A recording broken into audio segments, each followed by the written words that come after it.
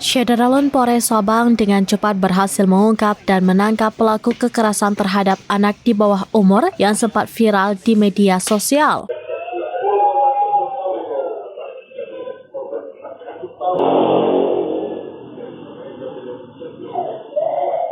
Insiden kekerasan ini terjadi pada Kamis 24 Oktober 2024 sekitar pukul 22.40 waktu Indonesia bagian Barat di salah satu rumah makan yang berada di Jalan Perdagangan Gampong Kuta Barat, Kecamatan Sukakarya, Kota Sabang. Kasus ini menjadi perhatian publik setelah video rekaman CCTV yang memperlihatkan kekerasan terhadap anak diunggah di media sosial.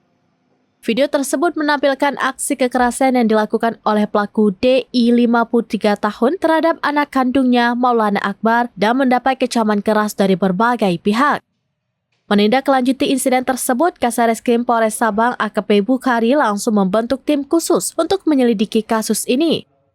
Dipimpin oleh Katim Ops Nasareskrim Polres Sabang, tim tersebut bergerak cepat dan berhasil menangkap DI pada Selasa 5 November 2024 sekitar pukul 18.30 waktu Indonesia bagian Barat di Pelabuhan Balohan, Gampong Balohan, Kecamatan Sukajaya, Kota Sabang. Pelaku tidak melakukan perlawanan saat diamankan dan mengakui perbuatannya terhadap anaknya sendiri. Saat ini, dia telah dibawa ke kantor Sareskrim Polres Sabang untuk menjalani proses penyidikan lebih lanjut.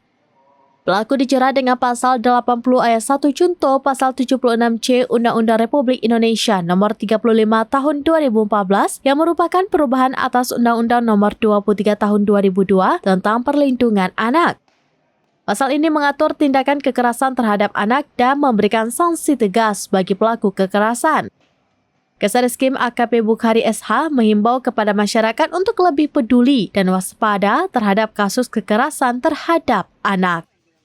Dari Sabang, Aulia Prasetya, serambinews.com. Download Tribun X sekarang, menghadirkan lokal menjadi Indonesia.